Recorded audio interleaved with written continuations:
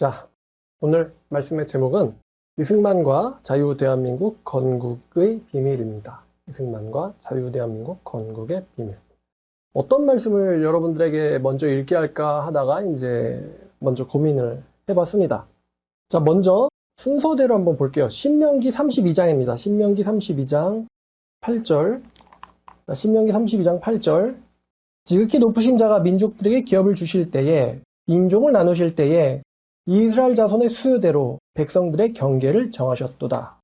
여기 보면 하나님께서 백성들의 경계를 정하신다라는 말이 나옵니다. 자, 그 다음에 주보에 나와 있는 이사야 45장 18절입니다. 대저 여호와께서 이같이 말씀하시되 하늘을 창조하시니 그는 하나님이시니 그가 땅을 지으시고 그것을 만드셨으며 그것을 견고하게 하시되 혼돈하게 창조하지 아니하시고 사람이 거주하게 그것을 지으셨나니 나는 여호와라 나 외에 다른 이가 없느니라. 자, 하나님께서 사람이 거주하게 세상을 지으셨다라고 말씀하십니다. 그 다음에 이쪽으로는 유명한 말씀이 있는데 사도행전 17장 26절입니다. 자, 26절. 자, 바울의 설교죠. 설교의 한 절인데 하나님께서 인류의 모든 족속을 한 혈통으로 만드사 온 땅에 살게 하시고 그들의 연대를 정하시며 거주의 경계를 한정하셨으니 이는 사람으로 혹 하나님을 더듬어 찾아 발견하게 하려 하심이로되 그는 우리 각 사람에게 멀리 계시지 아니하도다. 하나님께서 나라의 연대와 경계를 정하셨다. 하나님께서 나라들의 경계와 연대를 정하셨다. 자, 그 다음에 로마서 14장입니다. 로마서 13장. 자, 로마서 13장 1절입니다. 로마서 13장 1절. 각 사람은 위에 있는 권세자에 복종하라. 권세는 하나님으로부터 나지 않음이 없나니 모든 권세는 다 하나님께서 정하신 바라. 자, 이것도 유명한 구절이죠. 하나님께서 권세를 주신다. 이제 지금 우리가 읽은 말씀들을 종합해보면 하나님께서 나라의 이제 집정자들 혹은 권세 가진 자들을 하나님께서 세우시고 하나님께서 나라를 세우시고 하나님께서 나라의 연대를 정하시고 하나님께서 나라의 경계를 정하신다라는 내용이었습니다. 권세자 누가 세우신다고요? 하나님께서. 나라를 누가 세우신다고요? 하나님께서. 나라의 수명, 연대, 경계 누가 정하신다고요? 하나님께서. 물론 사람들이 일을 하지만 하나님께서 행하시는 것들입니다. 여러분, 우리나라가 굉장히 독특한 나라입니다. 어떻게 이렇게 순식간에 자유민주주의 경제대국으로 발전할 수 있는 나라가 있는가? 이런 특이한 나라가 얼마 없죠. 동아시아에서는 일본과 우리나라뿐입니다. 세계사를 공부해 보시면은 유럽이 민주화를 이루기 위해서 얼마나 오랜 시간 동안 혁명을 일으켰었는가. 처음에는 이제 카톨릭의 독재로부터 베스트팔렌 조약으로 해서 나라가 이제 사상과 신앙의 자유를 찾기 시작하죠. 그러면서 이제 인권, 또 민권, 또 자본권 이런 것들을 확립을 해 나가면서 왕정이냐 민주정이냐 엄청 진통을 겪다가 이제 미국도 사실 처음에는 거기서 벗어나지 못했죠. 그래서 식민지로 있다가 이 전쟁을 이게 방금 우리가 읽은 구절을 가지고 영국 측에서는 왕권은 하나님이 준 거다. 근데 반역을 해? 하나님한테 반역하는 거야. 이렇게 말을 하니까 벗어나기가 어려웠어요. 여러분 원래 사람이 자기가 이제 세뇌 걸린 거, 오랜 시간 동안 세뇌 걸린 거로부터 벗어나기가 힘듭니다, 여러분. 그죠? 마치 명절날 제사 드리지 않으면 안 될 것 같고, 아니면 뭐 성묘하지 않으면 안 될 것 같고, 그런 것처럼 말입니다. 근데 미국이 결국 독립을 했잖아요. 그래서 이 민주정을 확립을 하고, 근데 우리나라가 순식간에 자유민주주의 경제대국이 됐단 말이에요. 일본이랑 더불어서. 이게 참 세계 수수께끼예요. 어떻게 일본과 우리나라가 자유경제대국이 됐는가. 정말 수수께끼입니다. 뭐 평소에 이런 거를 생각할 일은 없죠. 생각할 일은 없습니다. 우리가 워낙 흔히 누려오던 게 이 자유와 자본이거든요. 돈 얼마나 잘 씁니까? 아침부터 커피 사는 것부터 시작해가지고 뭐 버스 타고 전철 타고 뭐 휘발유 사고 뭐 그쵸? 여러분이 하루 시작할 때부터 돈 쓰기 시작해서 눈 감을 때까지 돈을 써요. 그리고 자유도 그렇고요. 늘 있다 보니까 이게 얼마나 행복한지 모르는데 북한 사람들이 우리나라를 딱 처음 오면 느끼는 게 아니 벽에서 뜨신 물이 나와. 벽에서 아니 물 기르러 우물을 가지 않아도 된다는 거에 놀래고요. 물 기르러 우물을 가지 않아도 된다는 거에 놀래고 그 다음에는 벽에서 뜨신 물이 나온다는 거에 놀랍니다. 북한 사람들이. 근데 우리는 뭐야? 이렇게 생각을 하잖아요. 어떻게 우리나라가 이렇게 급하게, 굉장히 빠르게 이렇게 자유경제대국이 되었는가에 대해서 요즘에 이제 건국전쟁이라는 영화가 상영 중입니다. 건국전쟁. 이 건국전쟁이라는 건 초대 대통령인 이승만 대통령에 대한 일대기를 다룬 영화입니다. 근데 이승만이라는 분에 대해서 뭐 이제 잘한 부분, 못한 부분 이런 부분은 제가 이미 리뷰를 할 때 말을 했어요. 언급을 했고 뭐 영화 보시라. 대부분 오해다. 이렇게 언급을 드렸는데요. 자, 이승만 전 대통령에 대해서 부정평가가 있으니까요. 뭐라고 사람들이 이승만 대통령을 욕을 하는가? 사실 우리가 이승만 대통령을 가지고 뭐 국보라든가 미국에는 그 국보가 있잖아요. fathers라고 불리는 사람들이 있습니다. 나라를 세운 사람들. 근데 우리나라에는 그 fathers, 뭐 father이라고 불리는 사람이 없어요. 없어서 국민 모두의 어떤 일치된 사람이 없단 말입니다.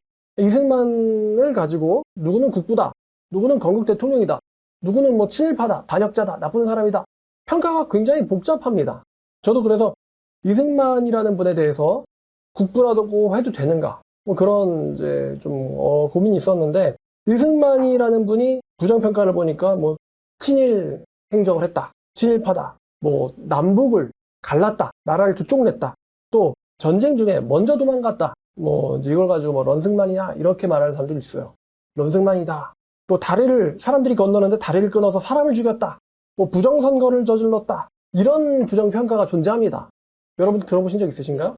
그죠? 그래서 나 이승만 존경해라고 이야기하기에는 함부로 욕먹기 딱 쉽죠. 존경한다고 말하는 게 참 어려웠던 분이에요. 이런 오해에 대해서 영화가 어느 정도 다룹니다. 예를 들어서 이승만 대통령이 친일파다라는 이제 주장이 있는데요.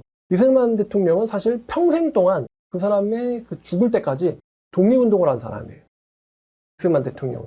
평생 동안 독립운동을 한 사람이고, 죽을 때에도 유언으로 하는 게 이제 종의 멍에를 매지 마라. 사실 이거 성경에 나오는 이야기죠. 종의 멍에를 매지 마세요. 한민족이요. 이게 유언이었어요. 그러니까 독립운동에 평생을 헌신한 사람이고요. 독립정신에. 그리고 우리나라가 6.25가 터졌을 때 되게 좀 어렵지 않았습니까? 어려웠는데 이 미군이 연합군을 좀 도우려고 사실 일본군을 끌어다가 쓰려고 그랬어요. 왜냐면 일본은 미국이 지배하고 있으니까. 근데 일본군을 데려다가 쓰려고 했더니만, 동원하려고 했더니만 미국이 이승만 대통령이 뭐라고 하셨냐면은 일본군이 만약에 한반도로 온다면은 나는 공산군과 싸우기 전에 일본군과 먼저 싸울 것이다. 이렇게 일본을 싫어하셨어요. 이승만 대통령이. 뭐 이승만 대통령 저서가 재팬 인사이드 아웃, 뭐 일본 침략기 이런 거잖아요. 일본 사람들의 속사정을 내가 파헤친다. 그래서 일본이 제일 싫어하던 대통령이 이승만 대통령이에요. 이승만 대통령이요. 임진왜란 때부터 해가지고 이 왜구들이 일으킨 손해배상을 내가 다 청구하고 싶은데 그러니까 400년 전까지 가는 거예요. 근데 그렇게까지는 못하겠고 딱 40년 동안 착취한 것만 계산해가지고 내가 달라고 하겠다. 그래가지고 이분이 꾸린 것 중에 하나가 대일배상 청구위원회라는 조직을 세워서 국가 차원에서 일본한테 손해당한 거를 조사해가지고 끊임없이 배상금을 요구한 거예요. 일본한테. 그러니까 일본이 싫어할 만하죠. 그리고 대마도를 내놔라. 대마도를 달라고 일본한테 60차례를 요구했던 분이에요. 60차례. 그래서 6.25 전쟁이 터졌을 때 일본 사람들은요. 김일성이 우리를 살렸다. 이렇게 찬송을 할 정도로 저 사람의 정신을 드디어 딴 데로 돌리게 되는 사람들이 나타났어. 김일성이다. 이러면서. 이렇게 이제 일본을 싫어하셨고요. 근데 제가 이승만 대통령에 대해서 이분의 이제 신앙과 회심의 이야기를 좀 뒤져보니까 이분이요. 왜 이런 사람인가 했더니만 이 사람이 글쎄 회심한 사람이더라고요. 이승만 대통령이. 이거에 대해서는 제가 이제 따로 시리즈를 만들 생각입니다. 어쩌다 이런 사람이 탄생하게 되었나. 근데 이승만 대통령께서 하나님으로부터 한민족 독립과 민주화의 사명을 받으셨어요, 이분이.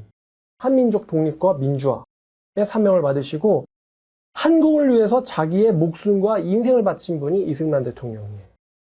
여러분, 우리나라 경제 살린 대통령은 누구예요? 박정희 대통령 바로 떠오르죠? 근데 여러분, 박정희 대통령이 나라를 위해서 목숨을 걸 이유가 있습니까?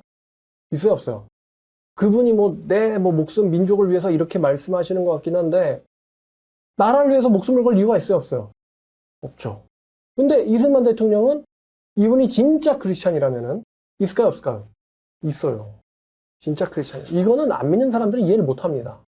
진짜 믿는 사람들은 옳다고 한 신념이 생기면 거기에 목숨을 겁니다. 사명이라고 그러잖아요. 사명. 뭐라고요? 사명. 근데 이분이 어떤 사명을 받았느냐? 한민족의 독립과 민주화의 사명을 받았어요. 그 신앙 스토리를 보면은 이 이승만 대통령이 하나님과 한민족에게 목숨을 건 인간이라는 게 그분의 이 회심 스토리에 드러납니다. 그래서 그 회심 스토리를 보면 그 사람의 이제 본질이 보이거든요. 그 사람의 본질, 이 사람은 하나님과 나라에 목숨 걸었구나. 이 사람의 애국심에 대해서는 의심할 여지가 없는 거예요. 그러면 뭐 이 사람이 뭐 자기가 살려고 먼저 도망갔다거나 뭐 다리를 끊고 민간인을 죽였다거나 뭐 이런 건 사실일 수가 없는 거예요. 실제로 사실이 아닙니다. 찾아보면 전부 거짓이에요. 그럼 왜 이승만 대통령에 대해서 이만큼 부정적인 여론이 형성이 됐을까? 과연 누가 이런 여론을 형성을 했을까? 누굴까요? 누가 뒤에서 한 걸까요? 바로 북한이에요. 북한. 왜? 북한이 제일 싫어하는 사람이 이승만 대통령이에요. 왜냐? 이승만 대통령만 없었더라면은 뭐가 존재하지 않았을 거예요? 남한은 존재하지 않았을 거예요. 남한은 존재하지 않았을 거.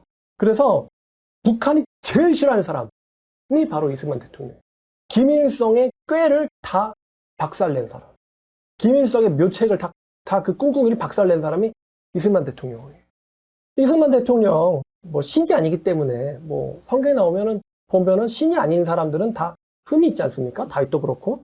그러니까 이런저런 이제 좋은 평가, 나쁜 평가를 할 수 있겠지만 이승만 대통령이 없었더라면, 이승만이라는 사람이 없었더라면은 지금의 우리나라 자유국가인 자유대한민국, 자유민주국가인 자유대한민국은 존재할 수가 없었습니다. 이거는 사실이에요. 뭐 김구 등 다른 대안이 있지 않느냐? 근데 그게 아니에요. 이런 사람 나올 수가 없어요. 그럼 우리가 지금 이렇게 자유, 또 이렇게 자본, 돈, 경제적인 이런 거를 누릴 수 있는 게 다 누구 때문일까요? 이승만 대통령 때문이에요. 이런 건 박정희 대통령 머리에서 못 나옵니다. 이런 게. 시스템 누가 만들었어요? 이승만 대통령이 만든 거예요. 자, 이승만 대통령이 잘한 게 너무 많아가지고요. 소개를 할 수가 없는데 지금 마치 설교 시간이 아니라 무슨 위인전기를 풀어주는 것 같은데 근데 연관이 있단 말입니다. 자, 이 이승만 대통령이 가장 잘한 것 중에 두 가지 시간상 제일 잘하신 것 두 가지만 뽑자면은 뭐 세 가지 뽑자 그러면 이제 세 번째는 이제 교육. 우리나라 문맹률이 80%였어요. 근데 문맹률을 20%까지 내린 분이 이승만 대통령이에요. 그때는 이승만 대통령 시절에는 여자는 물건이었어요. 인간으로 취지도 않았어요. 투표권 당연히 없었어요. 교육의 기회 당연히 없었어요. 여자한테 교육시키고 투표권 주고 사람으로 만들어주신 분이 누구예요? 이승만 대통령이에요. 조선시대에서 이런 소리 했으면 바로 그냥 뭐 잘릴 소리를 이승만 대통령은 과감하게 추진하신 거예요. 여성 교육이 정말 중요하다. 근데 어떻게 그렇게 갑자기 그런 생각을 하셨을까? 자, 이승만 대통령이 정말 잘한 게 뭐냐면 첫 번째가 남한 단일 정부를 수립한 겁니다. 남한 단일 정부를 수립한 거. 이승만 대통령에 대한 부정적인 평가가 남북을 갈른 사람이다. 나라를 쪼갰다. 이런 평가가 있거든요. 근데 이 말을 잘 생각해보면은 만약에 이승만 대통령이 없었잖아요? 그럼 남북은 안 쪼개졌지. 대신 뭐가 없다? 남한은 없어요. 남한이 없으면 둘로 쪼갤 일도 없죠. 근데 이분이 왜 이럴 수밖에 없었냐면은 광복이 되고 나서 소련이란 나라가 무서워요. 소련은 이미 동아시아를 공산화시킬 계획을 착착 갖고 있었어요. 필리핀, 뭐 베트남, 뭐 중국 이미 공산화시킬 생각을 소련은 갖고 있었어요. 북유럽도 그렇고 아시아도 그렇고. 그래서 이 야심가 중에 한 명이 김일성인데 이 김일성을 통해서 소련은 이미 광복하자마자 북한을 지배하고 있었거든요. 북한을. 원래는 이제 위쪽은 소련이 업무를 맡고 남쪽은 미국이 업무를 맡자 이랬는데 사실은 이제 소련은 김일성을 통해서 정권을 완전 한반도를 먹을 생각을 하고 있었죠. 그래서 그 당시에는 이제 신탁 통치. 우리나라가 원래 주권이 없었잖아요. 근데 주권을 우리나라 사람들이 갖는 게 당연한 건데 우리나라 사람들이 주권을 갖기에 저 사람들은 너무 미개하니까 소련과 뭐 영국과 미국과 뭐 이런 나라들이 중국과 이런 나라들이 나누어서 다스려야 된다. 이런 신탁 통치를 하려고 했어요. 그 당시에. 그러면서 먼저 북한을 지배하고 있었던 게 소련을 배후로 끼고 있는 김일성이에요. 그러면서 미국은요. 미국의 입장에서는 한반도가 너무 소련과 가까운 거예요. 뭐 사실 러시아랑 붙어 있죠. 우리나라가. 너무 가까우니까 만약에 미국이 한국을 대리 통치한다면은 소련과의 전쟁 같은 충돌이 발생할까 봐. 미국은요. 우리나라가 해방되고 나서 남한을 지키거나 통치하는 데는 별로 관심이 없었어요. 미국은. 그냥 소련 먹어라. 약간 이런 거예요. 우리는 일본까지 먹었으니까 그냥 한반도 니네 먹어라. 근데 말입니다. 이 이승만 대통령이 우리나라가 광복됐다는 소식을 듣자마자 미국에서 있다가 서둘러서 이제 한국으로 오려고 그랬거든요.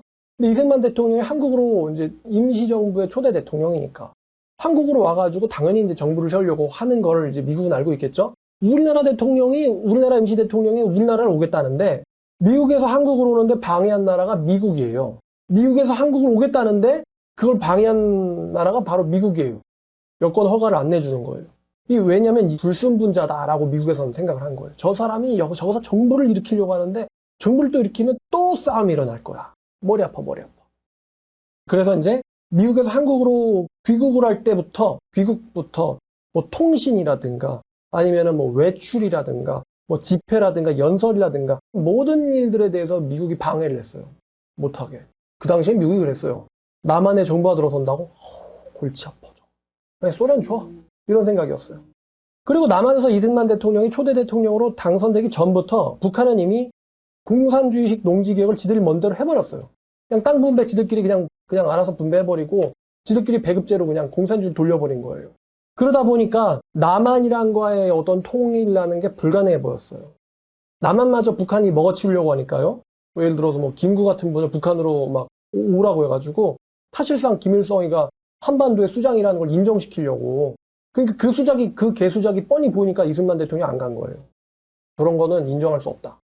그렇게 남한을 야금야금 먹어치우려고 이게 적화죠, 말 그대로.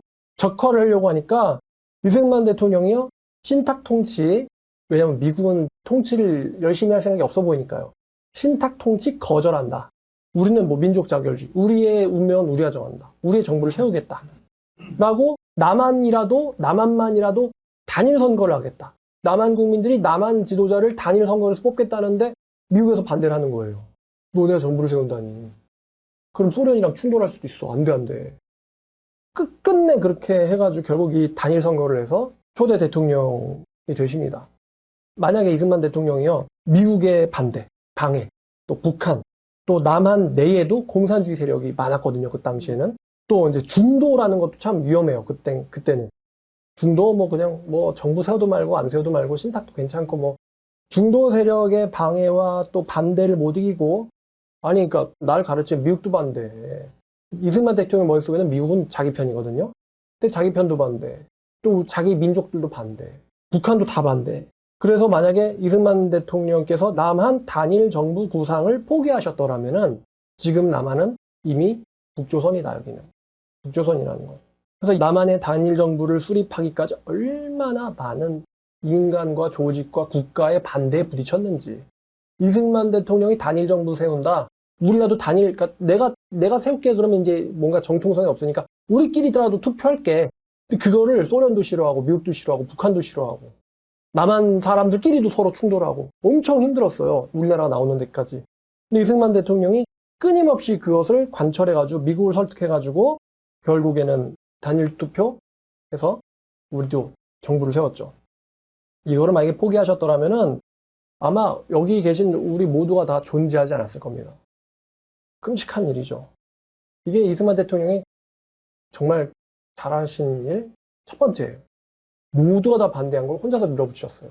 우리나라 정부를 세워야 된다. 북한이 세웠다고? 우리도 세워야 된다.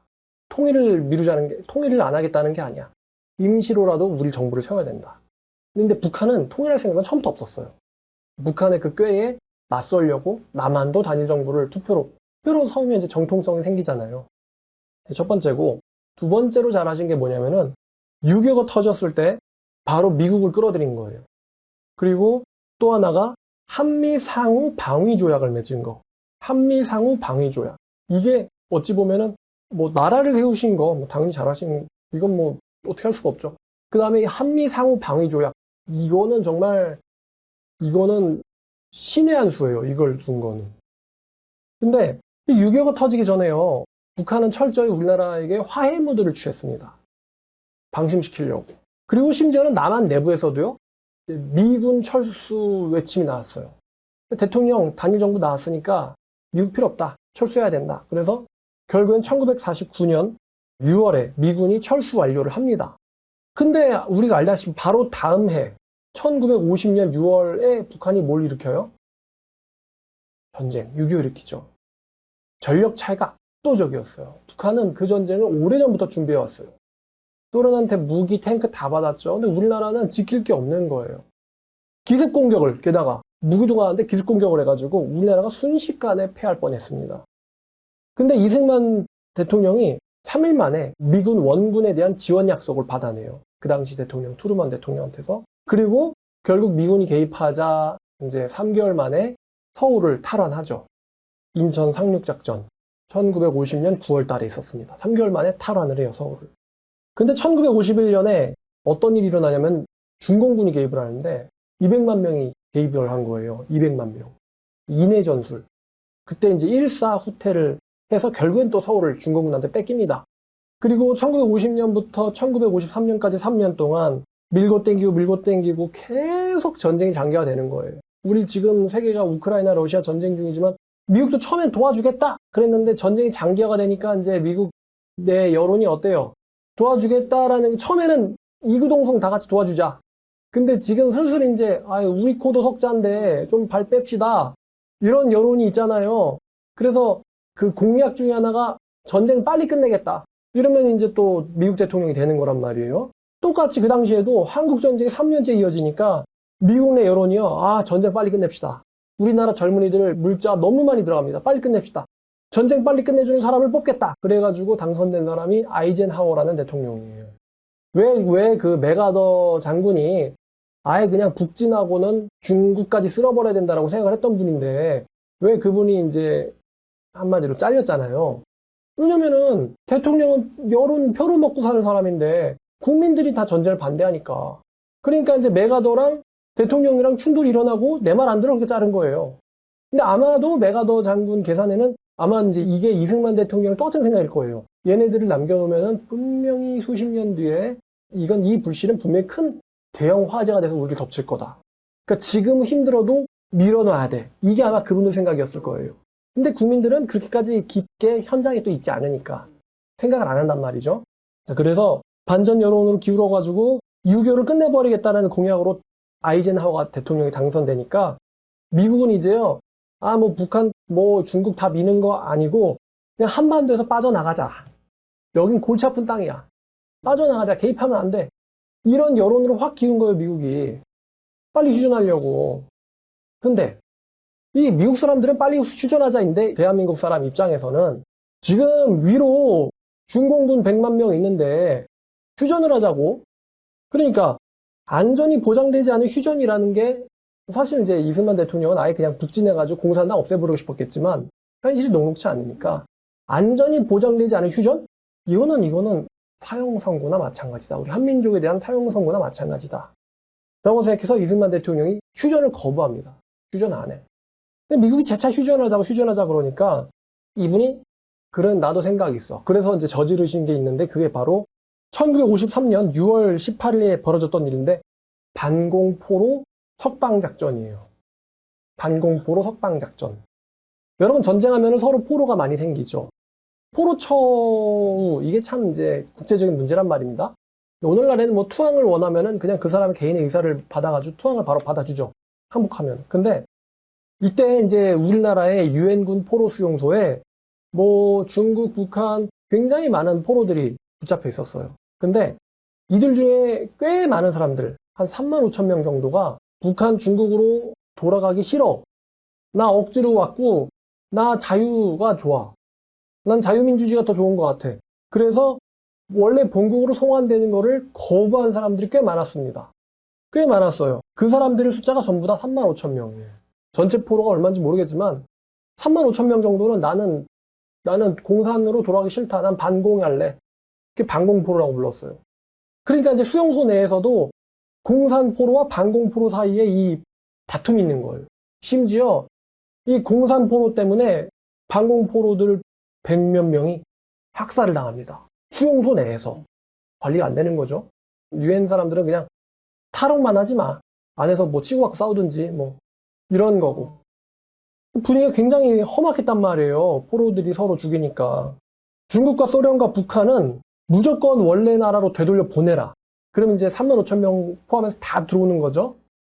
왜냐면은 반공포로들이 꽤 많다는 거 알았어요.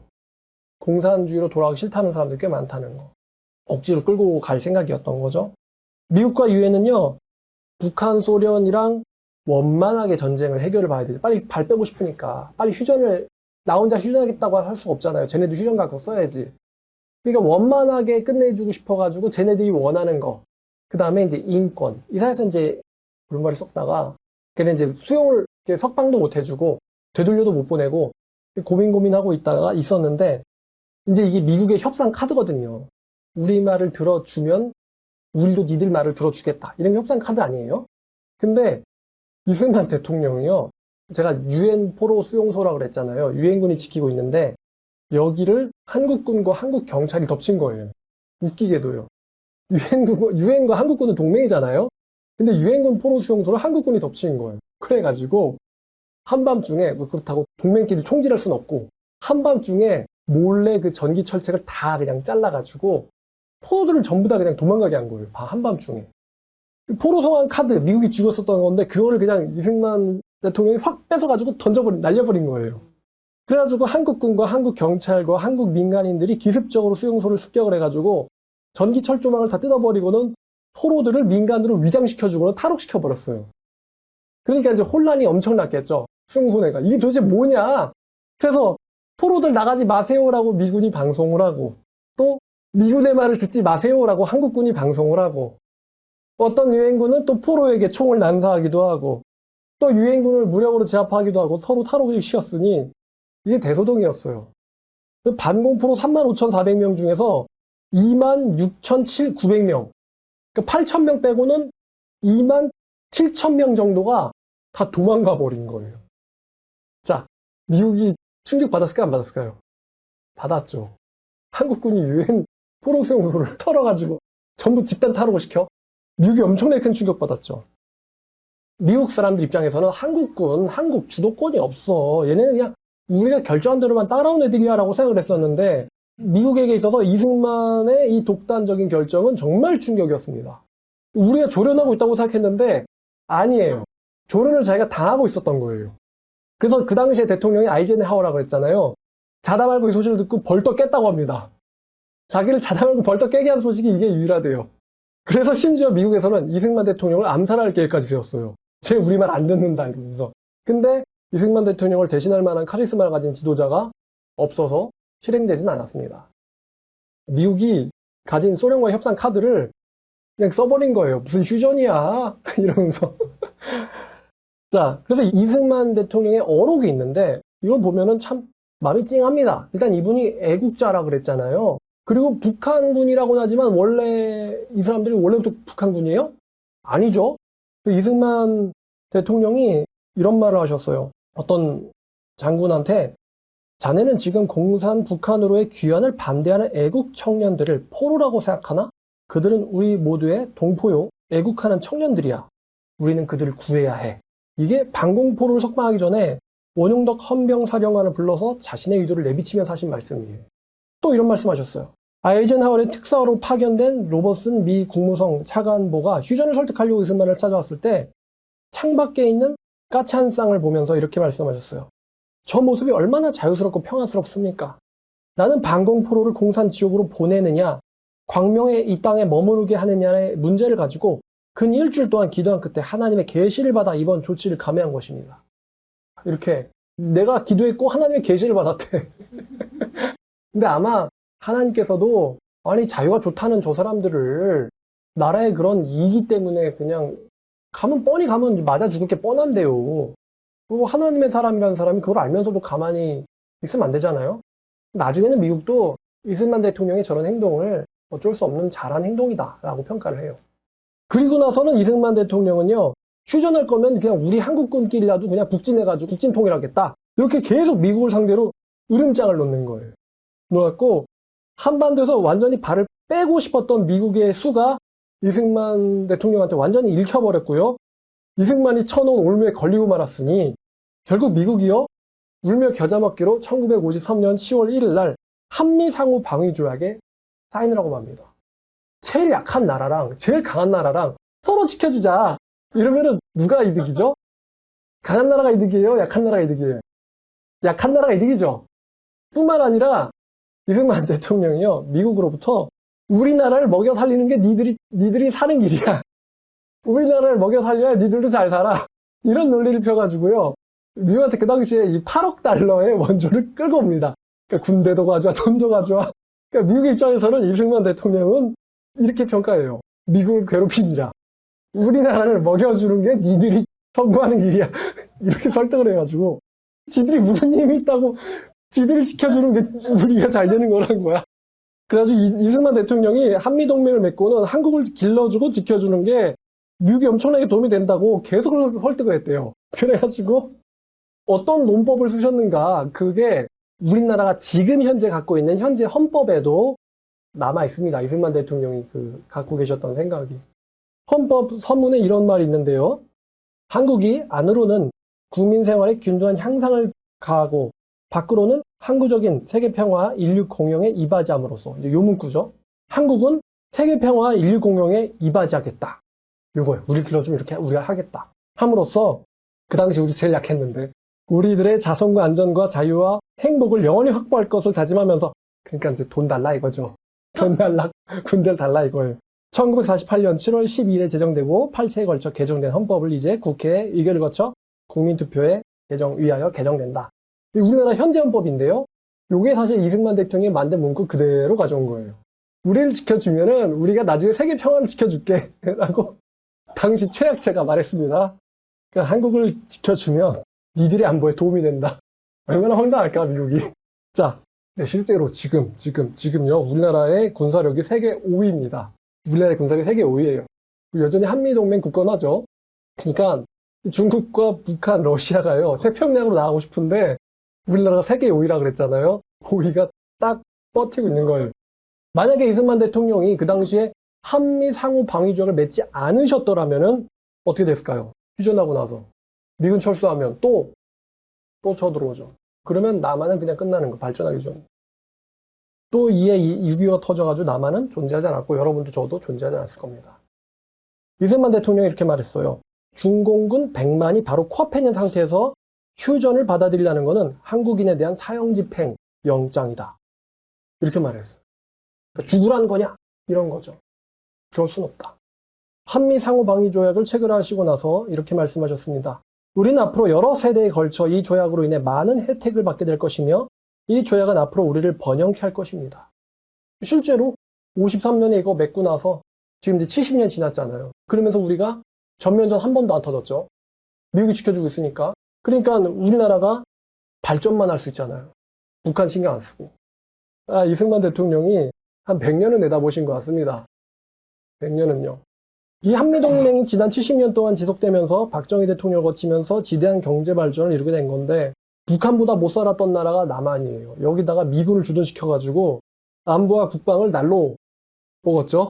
안보와 국방을 날로 먹고 발전에만 힘써들 수가 있었어요. 우리나라에 뭔가 운명이 좀 있다고 생각되지 않으세요? 일본 애들은 지들이 뭔가 메이지 혁명이라도 일으켜가지고 지들이 발전을 했지 우리나라는 강대국 끌어들여가지고 어디를 나가 이러면서. 근데 이승만 대통령이요, 어떻게 이런 초강대국 미국을 좌지우지하냐, 이런 평가했어요. 이 사람 외교는 귀신이다. 외교가 귀신이다. 이런 평가예요. 한마디로 남의 나라 지배하는 거랑 뒤에서 그 다음에 정세를 읽어가지고 이거 흐름 조절하는 건 정말 귀신처럼 안다. 이렇게 평가를 받으셨는데, 근데 이승만 대통령이 어떻게 이렇게 세계를 보는 안목. 여러분, 이승만 대통령이 어렸을 때 무슨 시대였냐면 조선시대였어요. 제가 이분 글 찾아보다 깜짝 놀랐는데 이분이 어렸을 때요, 무슨 시험을 준비했냐면은 우리 사극에서나 봤을 것 같은데 과거 시험 준비하셨어요. 과거 시험 준비하던 사람이에요. 우리 취업 준비하듯이 과거 시험 준비하던 사람인데 경쟁률이 35,000대 1이래요, 그때. 35,000대 1. 그러니까 이거는 못 되는 거죠, 이거는. 근데 과거 시험 준비하다가 그러니까 조선시대 말이었는데요. 근데 조선시대 사람이 어떻게 그 사람 머리에서 갑자기 뭐 여성인권, 여성교육, 그 다음에 헌법, 민주정치, 또 자본주의, 자유국가 이런 거를 세울 생각이 갑자기 왕정에서 대통령제 이런 생각이 갑자기 어떻게 나올 수가 있을까? 조선시대 사람인데. 그죠? 전혀 이런 거에 나올 수가 없는데 그럼 도대체 이 사람의 어떤 성장, 그러니까 성장 이력에 뭔가가 특이한 게 있다는 거거든요. 조선 사람이 갑자기 이렇게 될 수가 없거든요. 근데 이분이 과거 시험에서 떨어졌잖아요. 그래가지고 낙담을 하다가 이분이 과거 시험 떨어지고 나서 그 다음 학력을 보니까 미국의 조지 워싱턴 대학교 정치학 학사, 하버드 대학교 석사, 프린스턴 대학교 정치학 박사예요. 미국에서 학석 박사 다 따셨어요. 그래서 이분을 가리켜서 이승만 박사가 이렇게라도 부르는 거죠. 어떻게 조선 사람, 과거 준비했던 조선 사람이 하버드 석박사가 됐을까? 아, 이분이요. 과거 시험 떨어져서 그 다음에 공부한 게 바로 영어예요. 이 당시에는 막 이제 조선 혹은 대한제국에서 서양이랑 소통할 만한 그런 인재가 별로 없었어요. 이분이 되게 머리가 좋으셔가지고 영어를 공부하면은 벼슬에 오를 수가 있다. 그때도 벼슬에 오를 수가 있다. 그래가지고 어디서 공부할까? 그러다 이제 배제학당이라고 선교사들이 세운 학교를 들어간 거예요. 배제학당. 근데 선교사들이 세운 학당이라고 그랬잖아요. 이 당시에 조선 사람들한테는 선교사들이라는 건요, 외제, 앞잡이 같은 거예요. 서양 오랑캐 앞잡이. 그러니까 이승만 대통령의 원래 종교가 유교와 불교거든요. 그러니까 서양, 불교, 그러니까 그때 야소교 절대로 믿으면 안 된다. 그래서 이제 거기서 지식만 빼오고 네가 출세하는데 벼슬었는데 지식만 빼오고 저 사람들 건 절대 받아들이지 마라. 이렇게 생각을 했어요. 그때는. 그래서 엄마랑 약속을 했는데 절대 기독교는 되지 않겠다. 되지 말라. 이런 약속을 했어요. 자기 엄마랑. 근데 어머니가 1896년에 사망하십니다. 1896년에 사망하시고요. 자, 만약에 이승만 대통령이 엄마의 말을 들었더라면은 우린 다 죽었어요, 우리는. 아이러니한데요. 이승만 대통령이 만약에 자기 엄마 말 지켰잖아요. 그럼 우린 다 죽었어요. 자유민주주의 못 나옵니다. 이 다음에 이 사람의 그 이력을 보면요. 그러니까 우리가 좀 생각할 게 있어요. 성경에 보면은 부모에게 공경하라 라는 말이 있죠. 이 공경하라는 말이 있지, 뭐 부모에게 순종하라는 말은 아니거든요. 그러니까 부모님이라고 해도 이게 이제 아이들이 참 헤어나기 힘든데 부모님이라고 해도 틀릴 수 있습니다. 요나단 같은 경우도 자기 아빠랑 갈등을 겪었잖아요. 요나단도. 자기 아빠는 다윗 죽이자 이거예요. 근데 요나단은 다윗 죽였어요? 안 죽였어요. 아빠의 명령과 하나님의 뜻을 분별할 줄 알아야 돼요. 결국 성경은 뭐라고 평가합니까? 요나단이 하나님의 명령을 더 높게 본 거를 아주 훌륭하게 보고 있잖아요. 우리가 거듭나지 못한 부모의 명령을 마치 하나님의 명령이나 뭐 십계명을 지키는 것처럼 우리가 인식하기가 쉬워요. 근데 이승만 대통령도 그땐 그런 인식이 없었어요. 하나님이 맞으니까 기독교인이 돼야 돼. 이렇게 생각하지 못했단 말이에요. 엄마의 말이 무조건 맞지. 근데 이승만 대통령이 엄마의 약속을 지켰으면 이제 우린 다 죽었는데 이때 이제 왕이 너무 무능하니까 박영효라는 사람을 새로운 왕으로 옹위를 해야 된다라는 그때 흐름이 있었어요. 여기에 연루가 돼가지고요. 즉 반역죄에 연루가 돼가지고 1899년에 투옥을 당합니다. 감을 가요. 한성 감옥이라고 거기 가가지고 자기랑 같이 있었던 동료들은 다 사형당합니다. 그럼 같은 죄명으로 갇혔는데 동기들이 사형을 당해. 그러면 심정이 어떨까요? 완전 낙담 절망하지 않겠어요? 낙담 절망을 하는데 이제 막 바깥에서 계속 하소연을 해가지고 서양 선교사들이 사형은 안 당해요.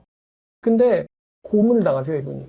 너무 끔찍하게 고문을 당하셔가지고 너무 끔찍하게 고문을 당하셔가지고 막 그 당시 고문이 막 다리까지 부러질 정도로 엄청나게 심하게 줄이 틀고 막 손가락 마디마디 다 그냥 하고 그랬나 봐요. 그래서 이분이 삶의 그 희망을 다 잃습니다. 잘 죽었으면 좋겠다. 삶의 희망을 완전히 잃어버려요. 정말 죽기를 희망을 하다가 갑자기 어디서 그런 생각이 드셨는지 성경을 읽어볼래. 그런 생각이 든 거예요. 내가 배제학당 다닐 때도 성경을 읽어보고 호기심으로 혹은 지식을 한번 뭐라고 쟤네들은 뭘 믿는 거야. 지식을 얻어보려고 그 다음에 배제학당이니까 채플이 있었어요. 채플 다녀보고 성경도 읽어봤는데 난 성경 한번 제대로 읽어볼래. 이러고는 성경을 달라고 하니까 선교사들이 성경을 보내주거든요. 그거를 읽으시다가 이분 말로는 자기가 자유를 얻었다고 말을 해요. 감옥에서. 역설적으로 감옥에서 내가 자유를 얻었다. 그러면서 완전히 그러니까 죽음과 절망으로 죽음을 원하는 절망에 빠진 사람이 갑자기 완전 확 바뀝니다. 완전 확 바뀌어요. 그래가지고 이분이 교육을 굉장히 나중에 조선의 교육을 애를 썼다 그랬잖아요. 우리나라 교육에. 근데 이분이 이거에 대한 이제 예를 들어 이제 시험을 어딘가 했을 거 아니에요. 갑자기 교육합시다. 교육이 중요합니다. 이렇게 되는 게 아니잖아요. 이분이 이거를 처음으로 한 게 어디냐면은 감옥에서예요. 낙담에 빠진 사람이 하나님 만나가지고 희망과 빛으로 가득 차게 되니까 주변에서 뭐 일할 게 있나 보니까 저 감옥에 있는 죄수들 다 가르쳐야겠어, 성경을. 다 유교의 불교라 그래도요, 너무 할 게 없으니까. 성경책을 읽어주면은 읽어주다 듣다가 들으면 뭐가 생겨요? 믿음이 생기잖아요. 그래가지고 감옥에 있는 죄수들 40명이 회심을 합니다. 그 안에서. 회심한 사람들은 이제 회심하면 이제 열정이 생기잖아요. 배워야 돼. 그래가지고 선교사들한테 책 달라 그래가지고 감옥 안에다 도서관 세우고 전부 가르치는 거예요. 성경 가르치고, 국어 가르치고, 물리 가르치고, 수학 가르치고, 영어 가르치고, 안에서 교육을 한 거예요. 그래서 감옥에다 학교를 세워가지고, 감옥 안에서. 그래가지고 이분이 나중에는, 그러니까 이분이요, 나중에는 이제 감옥으로 과외 선생이 들어와가지고요, 이승만 대통령 가르쳐주고 나가는 거예요. 이승만 대통령이 그전까지는 서양의 선교사들을, 쟤네들은 도깨비야, 오랑캐 같은 놈들이야, 이렇게 보시다가 회심을 하고 나니까 저 사람들이 왜 이렇게 먼 나라까지 와가지고 자기 인생을 쓰는가에 대해서 오해가 다 풀린 거예요. 자기들이 가장 소중한 걸 주려고 왔구나. 저 사람들을 보낸 나라는 어떤 나라일까? 그래서 석방을 하나님께서 요셉을 가두셨듯이 이분을 가두셨는데 여기서 공부를 했단 말이에요. 요셉도 갇혀서 공부했잖아요. 이분도 갇혀서 사람이 레벨업이 된 거예요. 그래가지고 석방되자마자 선교사들이 편지를 씁니다. 이 사람 진짜 지혜로운 똑똑한 하나님의 종이니까 받아줘라. 그래가지고 바로 장학생으로 대학교 들어가는 거예요. 미국 가가지고. 근데 이분 입장에선 이때 우리나라가 이미 주권이 없으니까 주권이 없는 나라가 뭘 하겠어요. 여기서 뭘 할 수 있겠어요. 우리나라 힘이 없는데. 왕도 폐위당하고 주권도 뺏겼는데. 근데 이분이요. 미국을 가가지고 공부를 엄청 열심히 하는 거예요. 그래서 전부 장학으로 하버드랑 프린스턴 다 나오셨어요. 또 자기가 강연해가지고 돈 벌고. 이분이 우리나라 주권을 뺏겼는데 왜 열심히 왜 공부 모셨냐면 정치학을 했어요, 정치학. 이분은 아마요, 일본 패망한다까지 내다보셨을 거예요. 일본은 미국 쳐들어갈 것이고, 일본은 패망한다. 여기까지 읽으신 거예요. 그럼 일본은 패망하면 우리나라는 자동으로 자유를 얻는다. 그때 우리나라에 필요한 인재가 되어야 해를 3, 40년에 이미 꿰뚫어 보신 거예요, 이분이. 왜 전부 보통 학석, 박사 이거를 다 똑같은 거 하는 게 좀 이상한 것 같은데 다 그냥 정치학이에요. 뭐냐면은 우리나라는 힘이 없잖아.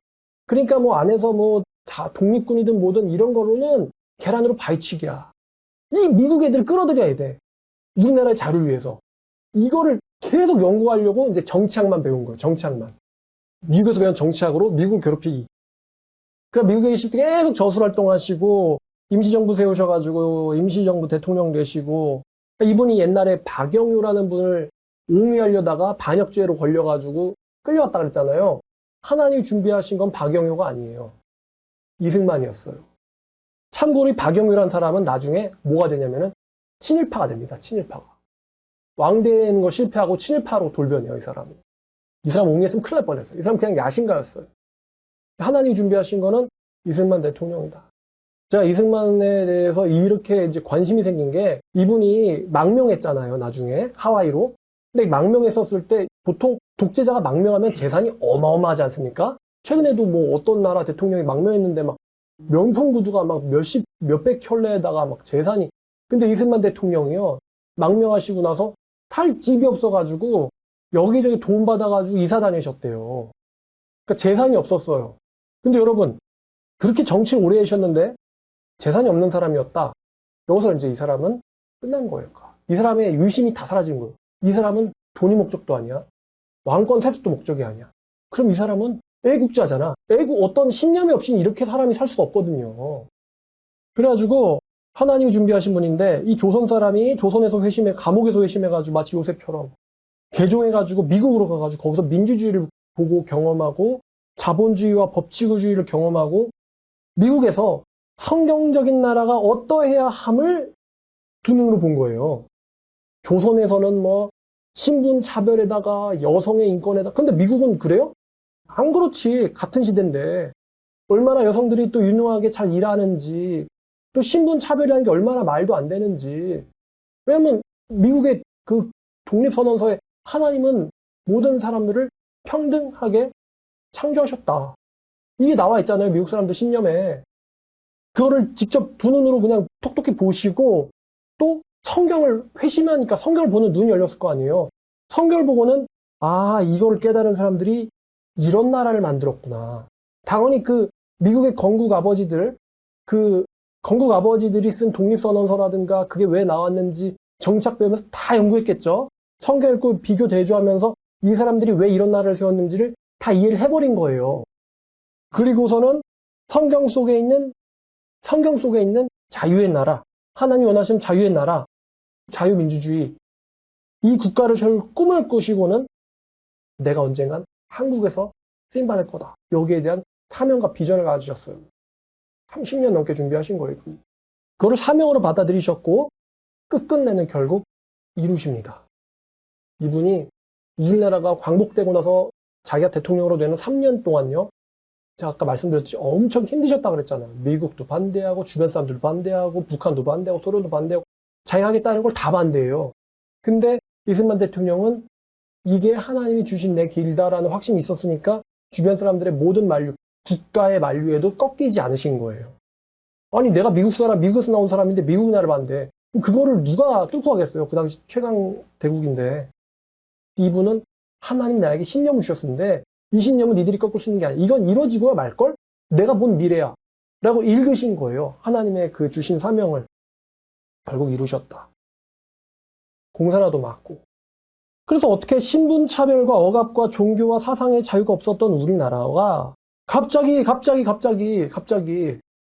해방되자마자 일본이 가르쳐준 것도 아닌데 일본은 오히려 억압이 심했는데 그래서 친일파가 승승장구했는데 근데 갑자기 자유민주주의가 돼가지고 어떻게 나라가 이렇게 발전했겠는가 갑자기 3년 만에 식민지에서 갑자기 자유민주주의 한다고 미국은 이걸 이뤄내는데 막 몇십 년이 걸렸는데 3년 만에 이승만 대통령이 없었더라면 절대로 불가능했을 거다.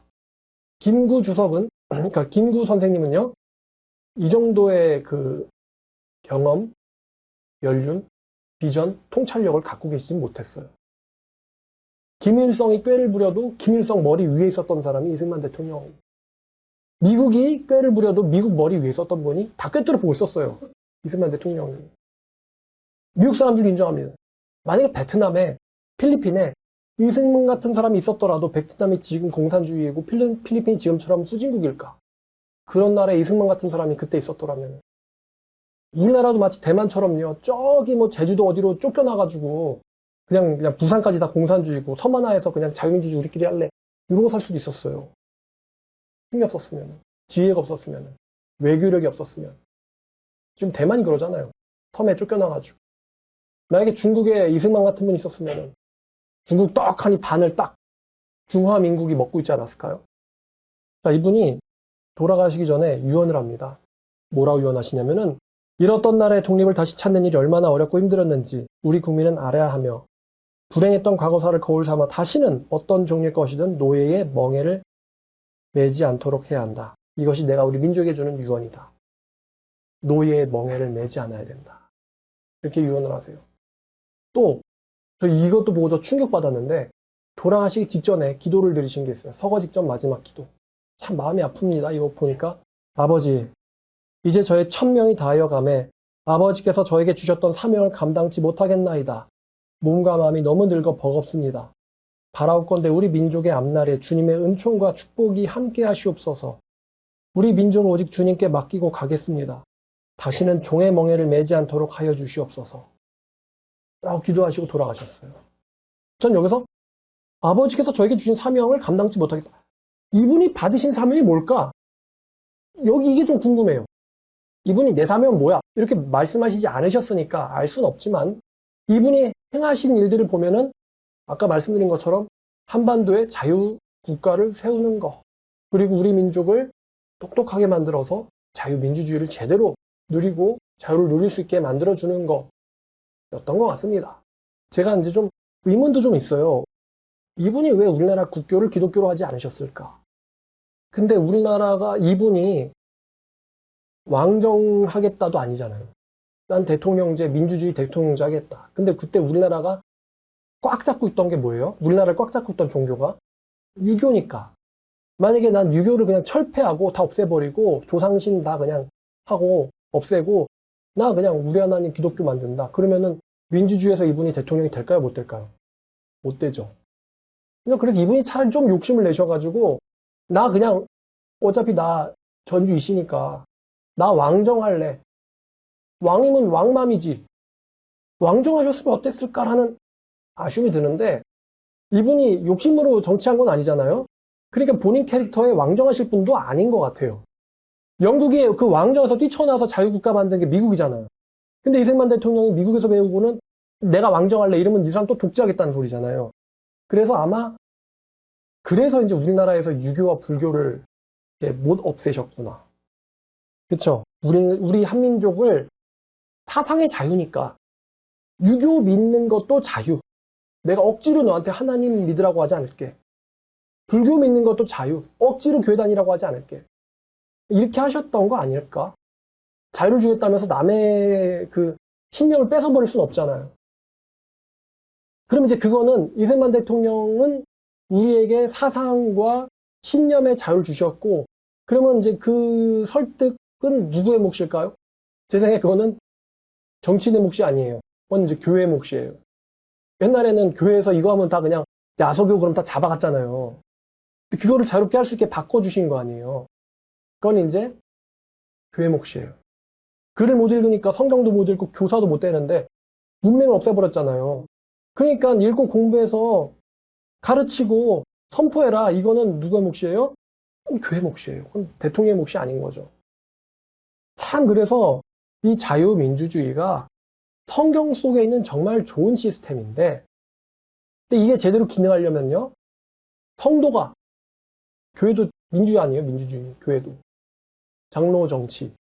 근데 이게 제대로 작동하려면은 교인들이 장로가 어때야 돼요?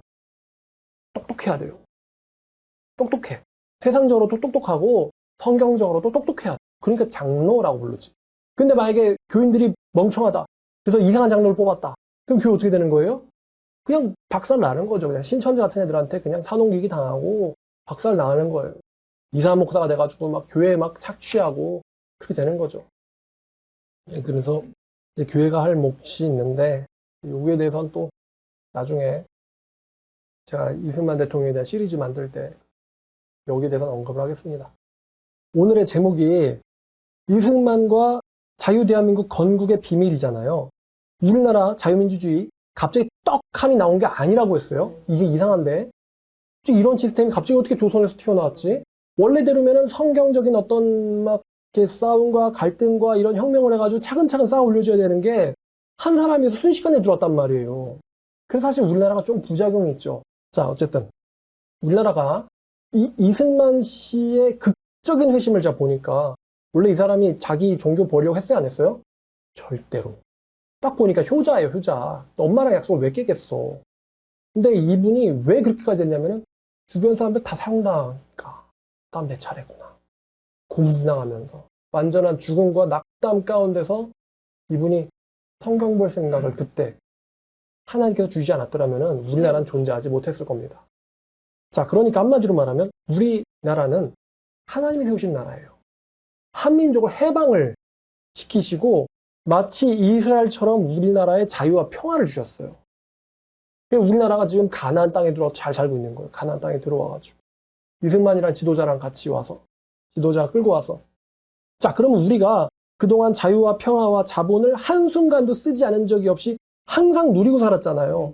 누리고 살았으면서도 도대체 이게 왜 존재해 왔는지를 미처 생각하지 못했었는데 이승만 대통령을 알아보니까 이분을 통해서 우리가 이 모든 것을 누리게 된 거란 말이에요.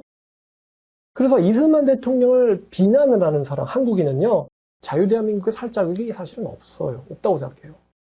뭐, 이승만 대통령은 거기까지도 이제 뭐 아마도 이해해 주실 거라는 생각 드는데, 적어도 한민족이라면, 한국인이라면요, 신이 아니기 때문에 완전하지 않을지언정 그를 대신할 만한 인재가 그 당시에는 없었고, 앞으로도, 지금도 앞으로도 없을 거예요.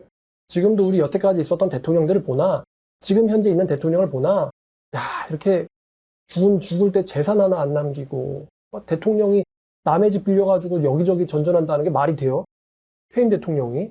그런 사람이 없었어요. 그러니까 우리가, 야, 존경할 만한 사람이 우리에게 드디어 나에게도 생겼구나.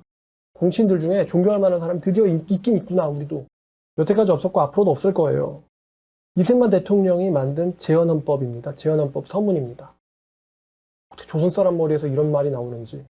유구한 역사와 전통에 빛나는 우리들 대한국민은 기미 3.1운동으로 대한민국을 건립하며 세계에 선포한 위대한 독립정신을 계승하여 이제 민주 독립국가를 재건함에 있어서 정의와 인도와 동포애로서 민족의 단결을 공고히 하여 모든 사회적 폐습을 타파하고 민주주의 제재도를 수립하여 정치, 경제, 사회, 문화의 모든 영역에 있어서 각인의 기회를 균등히 하고 능력을 최고도로 발휘케 하여 각인의 책임과 의무를 완수하게 하여 안으로는 국민 생활의 균등한 향상을 기하고 밖으로는 항구적인 국제 평화의 유지에 노력하여 우리들과 우리들 자손의 안전과 자유와 행복을 영원히 확보할 것을 결의하며 우리들 정상 또는 자유로이 선거된 대표로서 구성된 국회에서 단기 4281년 7월 12일에 이 헌법을 제정한다.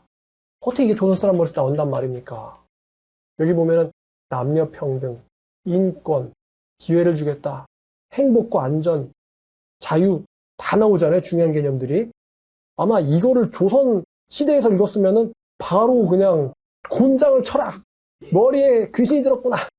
어딜 감히 여자를, 어딜 감히 노예와 쌍놈 쳐라, 매우 쳐라 이랬을 텐데 자기가 왕족이면서도 모세 같지 않습니까? 자, 누가 우리나라를 만들어주셨어요? 하나님, 그리고 그분의 종인 이승만. 우리가 왜 자유를 얻게 되었죠? 하나님이 왜 우리나라에게 자유, 우리 이런 미개했던 사람들한테 자유를 주셨을까? 불쌍해서도 있었을 것 같아요. 불쌍해서. 맨날 짓밟히고 말이야. 끼어가지고. 근데 불쌍해서만은 아니겠죠. 왜냐면 세상에 불쌍한 나라가 우리나라밖에 없는 것도 아니고. 저기 케냐도 불쌍하잖아요. 우리나라한테 자유를 왜 주셨을까? 한번 잘 먹고 잘 살아보라고? 자유를 주신 데는 분명히 이유가 있겠죠. 하나님을 알고 찬양하라고. 이제 뭐 외식하고 뭐 친구들끼리 놀고 이거는 이제 같이 따로는 덤이에요. 덤. 교회 끝나고 가서 가족 만나고 외식하고 친구 만나고 또 내가 하고 싶은 공부 하고 싶은 거 다 마음대로 하는 거 이건 덤이에요. 하나님 찬양하면서 딸려오는 것들. 덤이 너무 커. 그죠? 자, 우리나라가 왜 풍요로워졌을까요? 하나님께서 왜 우리나라를 풍요롭게 만들어 주셨을까요? 하나님을 찬양하면서 또 따라오는 덤이죠. 우리나라가 왜 막강한 세계 5위라고 그랬죠? 국방력을 갖게 됐을까요? 다 분명히 어떤 이유가 있을 거예요. 자, 정말 중요한 질문일 텐데 우리나라 이 자유 한국이 왜 존재할까요? 하나님이 그냥 마치 그때 미국 사람들처럼 저 나라 신경 꺼 했으면은 자유 한국 없었겠죠. 우리나라 왜 존재할까요? 단지 한민족들 한번 욕심 부려보라고? 한민족들 욕심 부려가지고 지금처럼 막 뭐 불로소득에 막 투기에다가 속이고 살인하고 이러라고 자유 주셨을까요? 아니겠죠. 이승만 대통령의 마음속에는 그냥 먹고만 잘 살아서 뭐해. 만약에 먹고 잘 사는 게 목적이면 본인이 먼저 착취를 했겠죠. 근데 그분이 죽어보니까 돈이 없잖아요. 그러니까 먹고 잘 사는 게 목적이 아니야. 자유민주주의 목적은 먹고 잘 사는 게 아니에요. 그건 덤이고 그 다음에 뭐가 있을 거 아니에요. 자유민주주의 이뤘어. 끝. 이걸 리는 없잖아요. 그 다음에 뭐가 있어야 돼. 그 자유를 가지고 뭔가 해야 될 거 아니에요. 이거를 못 보셔가지고 이승만 대통령이 몸과 마음이 너무 늙어서 버겁습니다. 라고 표현하셨던 것 같아요. 이분이 원했던, 이루고 싶었던 꿈이 뭐였을까? 우리나라 왜 존재하느냐? 아마 우리들 다 이해를 못하겠지만 아마도 이승만 대통령 마음속에는 하나님을 같이 찬양하는 꿈을 꾸지 않으셨을까라는 생각을 해봅니다. 자, 그러면 이제 반문인데요. 만약에 우리나라가 하나님께서 세워주신 이 목적을 잊고 만약에 타락을 한다면 본질 있고 덤이 있다 그랬잖아요. 근데 본질을 잊어버리고 덤만 쫓아다니면요. 그러면 우리나라가 어떻게 될 것인가? 또 이런 질문 해볼까요? 하나님이 아까 보니까 나라의 연대와 경계를 누가 정한다 그랬어요? 하나님이. 그럼 38선 누가 정했어요? 하나님이 왜 북한과 중공을 남겨놓으셨을까요? 그 이스라엘 주변에 보면은 모압, 암몬, 블레셋 남아있잖아요. 걔네들 하나님이 왜 남겨놓으셨지? 사사시대 때 애들이, 이스라엘 백성들이 정신 차려요, 못 차려요? 못 차리지. 그럼 애들이 정신 못 차리고 우상숭배하는지 누가 쳐들어와요? 블레셋, 모압, 암몬, 아모리 쳐들어오잖아요. 그렇잖아요? 뭔가 비슷하지 않습니까? 제가 하도 사람들이 그냥 돈, 자기들 목숨은 영원할 것처럼 돈 벌고 지네들이 즐기고 SNS에 올리고 그게 마치 인생의 전부인 것처럼 살길래 전 처음에 하나님 없나? 그런 생각이 들 정도로 말이에요. 근데 이 건국자와 건국 배경을 쫙 한번 보니까 그분이 회심한 것도 기적 같은 일이고, 그분이 나라를 세운 것도 기적 같은 일이고, 그분이 미국을 주둔시킨 것도 기적 같은 일이고요. 그리고 그분에 이어서 이렇게 나라가 경제 발전을 하게 된 것도 기적 같은 일이에요. 다들 한강의 기적이라 그러잖아요. 그래서 전 세계에서 역사적으로 우리나라 같은 나라가 있어요, 없어요? 없어요. 그럼 우리의 노력으로 해낸 게 아니에요, 이거는. 누군가가 인도하신 거예요. 그래서 다들 돈 할 때 거기에 휩쓸리지 않고, 야, 주님이 우리나라 세우신 목적이 있구나. 아무리 기독교인 비율이 적더라 하더라도 우리나라를 누가 세웠고, 무슨 정신으로 세웠고, 무슨 기도하시면서 세웠고, 어떤 꿈과 비전과 희망을 갖고 계셨고, 돌아가실 때 어떤 기도를 하나님께 올리고 가셨는가. 다 생각해본 말입니다. 뭔가 이게 역사의 흐름이 보이잖아요. 이승만 대통령이 미래를 30년, 50년, 100년까지 읽으신 것처럼 우리도 성경을 보면서, 이제 우린 정치학 박사들이 아니니까 우린 성경을 보면서 미래를 읽어야죠. 그리고 내가 뭘 해야 될지, 지금 나는 무엇을 준비해야 될지, 내 몸이 뭐 한성 감옥에 있든, 내 몸이 우리나라는 국권을 뺏기고 내가 지금 저 먼 외국 미국에서 내가 지금 정치를 공부하고 있어도 분명히 이분이 그냥 과외하려고 공부한 건 아니겠죠? 항상 마음속에는 애국에 대한 꿈이 있으니까. 그러셨던 것처럼 여러분들이 지금 여기 계시더라도 여러분들 마음속에는 어떤 꿈이 있어야 될 줄 믿습니다.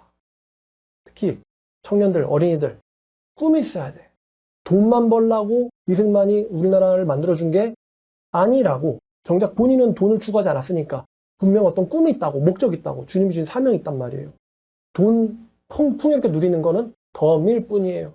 하나님께서 인도해 준 꿈이 무엇일까?